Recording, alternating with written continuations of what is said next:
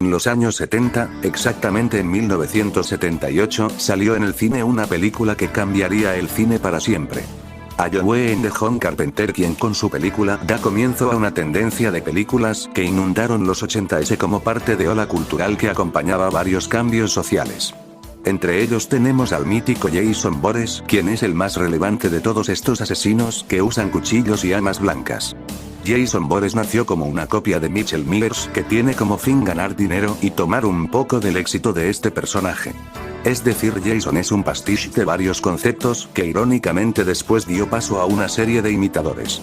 También con el paso del tiempo la saga de Viernes 13 tuvo cambios, a diferencia de sus imitadores que mantuvieron argumentos de índole realista. Viernes 13 optó por una declinación paranormal para, imagino, sacar más secuelas en un sentido eterno de explotación.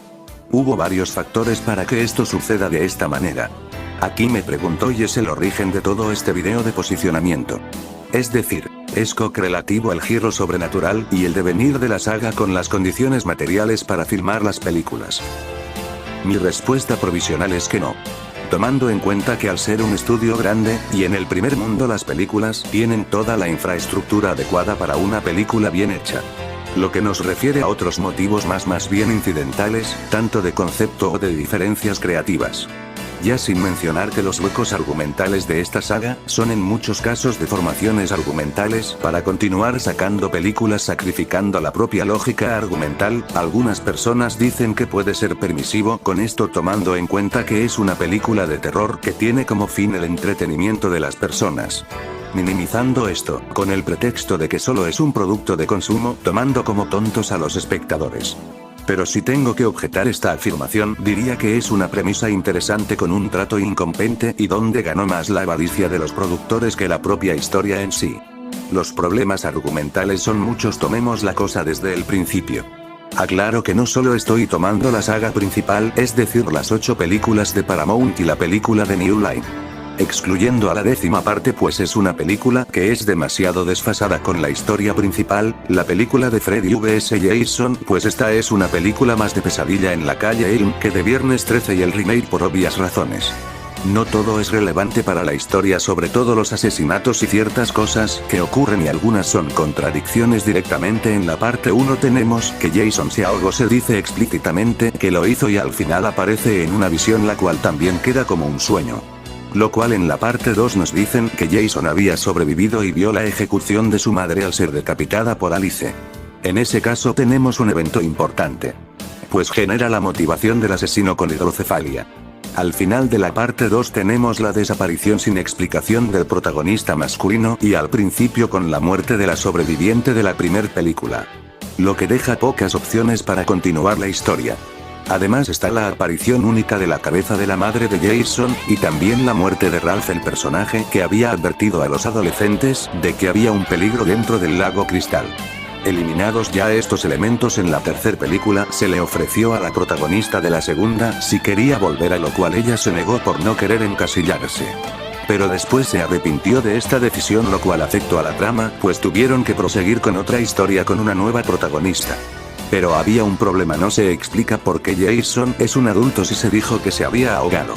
Esto lo sabían los productores, pero lo ignoraron en la tercera parte. Tenemos otra vez varios eventos irrelevantes menos 3. Jason tomando la máscara de hockey, el ataque a la protagonista que si bien nos dice que fue 2 años antes de la película, añade un hueco argumental, pues en la segunda película Jason tiene cabello largo y en este recuerdo que nos presentan es calvo al igual que en las películas posteriores, y en esa película sigue siendo un ser humano hasta el final cuando la protagonista le clava un hacha y cae al piso y se nos muestran indicios sobrenaturales.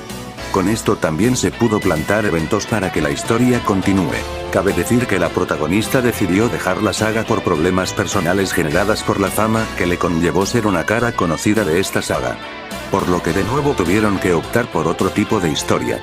La cuarta parte nos muestra cómo se respeta la continuidad, pues no lo mencioné, pero las películas 2, 3 y 4 eran dirigidas por el mismo director y hasta cierto punto el mismo equipo creativo. Se nota bastante pues la calidad argumental a este punto no está tan descaradamente desviada al concepto sobrenatural.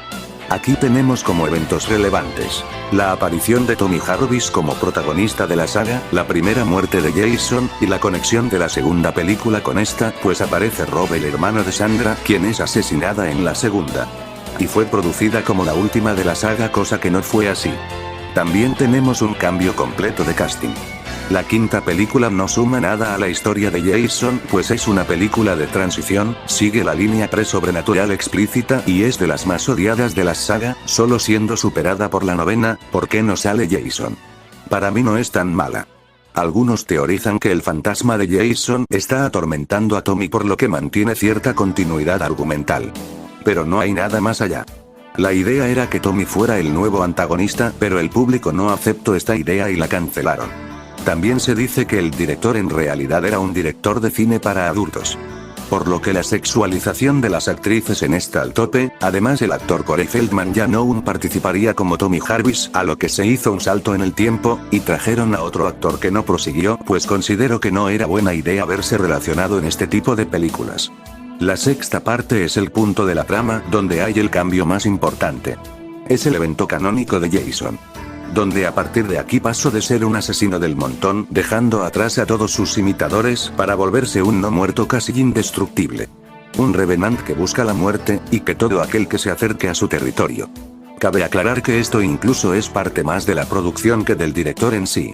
Tom McLoughlin, quien también escribió la película, explica que para poder realizar la película después de que le ofrecieron la dirección, él vio las 5 películas de corrido y se preguntó qué le hacía falta a esta saga, y él pensó que tal vez el terror gótico sería buena opción para que la misma tuviera una atmósfera más tétrica, pero agregó comedia, lo que de alguna manera cambia la saga.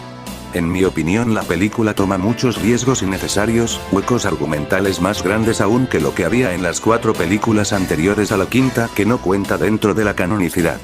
Además de que tenemos la última aparición de Tommy Jarvis, que enfrenta a Jason y lo revive sin justificación alguna más que el propio capricho de los creativos. El rayo que lo resucita es más que nada una conveniencia argumental. No me malentiendan, no tengo nada en contra de un Jason sobrenatural, pero esta explicación de su nueva forma de no muerto ni es los cómics de los cuentos de la cripta se hubieran inventado semejantes andes para seguir la trama. Jason no tiene sentido al ser no muerto solo por rayo. Tom McLoughlin usó el Satan Ex Machina más simple e incongruente, no aporta nada a la trama más que darle un giro sobrenatural y nada más, pues no suma nada a la mitología de Viernes 13. De ahí en adelante la saga, salvo por la parte 7, fue en declive. La séptima parte es un poco ambivalente para mí, pues continúa con el arco argumental de Jason sobrenatural. Pero esta vez añade un elemento que le da emoción a la trama sin restar a Jason como una amenaza. Tina Shepard, quien tiene poderes psicoquinéticos los cuales tampoco se explican su origen, es más, este elemento es normalizado al punto que su madre y el doctor que la atiende lo ven como algo sí raro, pero no digno de terror, sino que es visto como un fenómeno que debe ser estudiado y analizado. Tina tiene un sentimiento de culpa con respecto a su padre, y ella despierta a Jason, que había quedado dentro del lago luego de su enfrentamiento con Tommy Jarvis. Aquí quiero hacer un paréntesis que olvidé mencionar. En la parte 5 hay una escena donde el alcalde habla con el sheriff Tucker acerca de quién es el asesino que aterroriza a los residentes de Crystal Lake. Ellos discuten y comentan que los restos de Jason no fueron incinerados como estaba planeado. Por lo que Tommy Jarvis de alguna manera se entera después que Jason había sido enterrado en lugar de ser quemado en el forense, pues nadie habría de reclamar su cuerpo. Tommy luego, algunos años, descubre la tumba de Jason. Y termina por caerle el rayo. Tommy, al leer un libro de ocultismo para tontos, averigua que el lago funciona como una especie de contención para Jason. Y en la batalla final logra, junto a Megan Garris, hija del sheriff, dejarlo en el lago, pero sigue siendo irrelevante porque el lago, lejos de lastimarlo, funciona como una cámara de recuperación y reposo. Volviendo a la séptima parte, Jason mata a varios adolescentes y la madre de Tina, pues ella, usando sus poderes, lo libera del lago donde estaba desde la parte 6. Se explica que Jason llevaba 10 años sumergido. Y el lago volvió a su nombre original, que había cambiado desde la sexta parte. Esto también es una contradicción, pero como no es relevante para la historia en sí, solo es una curiosidad. Aunque el colmo es la piedra que ata a Jason. En la película anterior tenía una forma irregular, y en esta es un cubo de concreto casi perfecto. Aunque hemos de decir que sí, es mejor estéticamente, y recrearon todas las heridas que había recibido, además de mostrarse la putrefacción que lleva al estar 10 años bajo el agua. La cosa es que esta película no suma nada a la historia, aunque es una película que tiene muchas y variadas muertes. Pero no deja de tener sinsentidos. Mi película favorita, pues siento más orgánico el regreso de Jason. Pero también abre la posibilidad de otros entes sobrenaturales que descentralizan el poder sobrenatural. Pero tampoco se explica por qué o cómo, y eso se acentúa más con el final. En el clímax del enfrentamiento, el padre de Tina sale del lago gracias a los poderes de Tina, se lleva a Jason y lo regresa al lago. También quiero añadir que en toda la saga hay una cosa muy curiosa, es que en todas las películas aparece la policía, a pesar de que Jason corta las vías de comunicación en todas menos en la primera y segunda película. Ahora en la octava hay un declive muy notorio en todo, tanto calidad argumental como calidad cinematográfica. La situación es que el equipo creativo quería continuar la historia con Tina y Nick, el protagonista masculino, pero no se pudo llegar a concretar nada. Incluso que Nick se volviera malo y fuera otra vez un sustito. Pero como la parte 5 demostró, Viernes 13 sin Jason no es Viernes 13. Además, varios conceptos que se habían planeado para esta película donde Jason llegaría a Manhattan no pudieron ser realizados. Por problemas de presupuesto y por problemas con los permisos. Al igual que las anteriores, tampoco suman nada los asesinatos y que la película se pase por el arco del triunfo, que un lago es un cuerpo de agua contenida y que no puede conectarse al mar por medio de nada, salvo por ríos subterráneos. Por lo que no suma nada. Además, Jason gana poderes sobrenaturales extra como la proyección astral cuando la protagonista Rene lo mira en varias ocasiones. Moverme más rápido y aparecer en varios lugares a la vez. Incluso teletransportarse, además de los poderes obtenidos en la sexta película. No suma nada, e incluso elimina la imagen tenebrosa y putrefacta que había planteado la séptima y le roba algunos elementos de su trama. Desde la chica con poderes, Rennie tiene poderes extrasensoriales y otros elementos un tanto irrelevantes. Aquí tenemos dos eventos relevantes. El primero, Rene siendo atacada por el espíritu de un joven Jason que al parecer aún estaba en el lago atrapado. Pero si revisamos fechas, el que debería estar en el lago es el Jason adulto, por lo que no se explica por qué el espíritu que aparece es el infante. Después, al final, tenemos la polémica escena de las alcantarillas donde este es alcanzado por una ola de desechos tóxicos que lo transforman en un niño, y nunca se aclare si es una visión o realmente ocurrió. Por lo que se planteó como el final de la serie de Paramount. Y según el testimonio de Frank Mancuso Jr., al no tener nada de éxito, el plan fue vender los derechos a New Line Cinema y dio paso a la parte 9. La parte 9, el elefante en la habitación. La oveja negra. Esta película es odiada por varios fans, pues consideran que echa por tierra toda la saga anterior.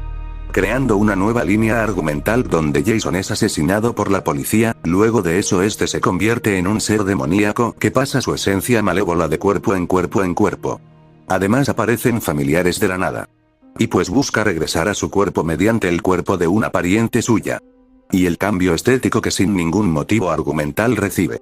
Esta película demuestra que no todo está bien cuando se intenta plantear cosas nuevas, debido a que muchas de estas son inducidas sin una explicación previa, o se insinúan, como por ejemplo el hecho de que Jason sea un deadite, que ya desmentí en otro video. Este planteamiento no tiene nada de sentido, y Clayton Duke es otro elefante en la habitación dentro de la ensalada de sinsentidos de esta película. Él tiene el arma que puede matar a Jason, sabe su origen e incluso conoce la historia familiar, pues sabe dónde está su casa. Este personaje, aunque interesante, está mal planteado. La parte 9 fue dirigida por Adam Marcus, quien según dice que Sean S. Cunningham le dijo que la historia de Jason no le gustaba y que por favor eliminara dicha máscara, cosa que luego él mismo Sean desmintió. Sin embargo, no puede negarse la participación activa de Sean en la creación de esta película. En lo personal no me molesta que existan ciertos elementos en esta película.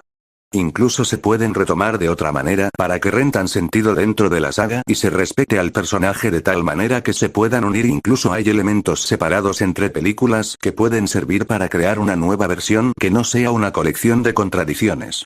Conclusión: si bien hay situaciones en donde las condiciones materiales sí determinaron a hacer ciertas cosas con las películas, sigo manteniendo mi postura. La historia de Viernes 13 es la unión de varias ideas de diferentes creadores que no pudieron respetar el canon de la serie, y los más grandes ejemplos de esto es la sexta y la novena parte, quienes con mucha diferencia voltean la continuidad, una con resultados más positivos que la otra.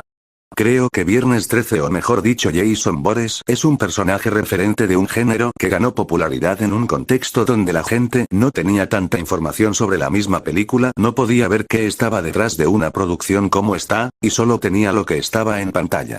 Pero es un personaje con una escritura pésima y que depende demasiado de que el mundo se acomode a Jason y no al revés, no respeta sus reglas internas y crea conflictos argumentales donde no debería haber. Solo para explotar a un personaje hasta el hartazgo, tanto es así que el guionista original demandó a Sean S. Cunningham por los derechos del mismo, pues estaba en descontento de lo que se había hecho con este. Pero el conflicto terminó con el personaje dividido entre los dos creadores, uno no puede usar el pasado y el otro es dueño de los elementos del Jason adulto. Pero no se puede hacer un proyecto nuevo sin el consentimiento de los dos, es como si Jason fuera esa tarea que cada quien hace por separado y al final todos la juntan y nace un ecléctico proyecto que no tiene pies o cabeza. Eso es Viernes 13, la saga más importante del género slasher, no es el mejor pero sí el más relevante.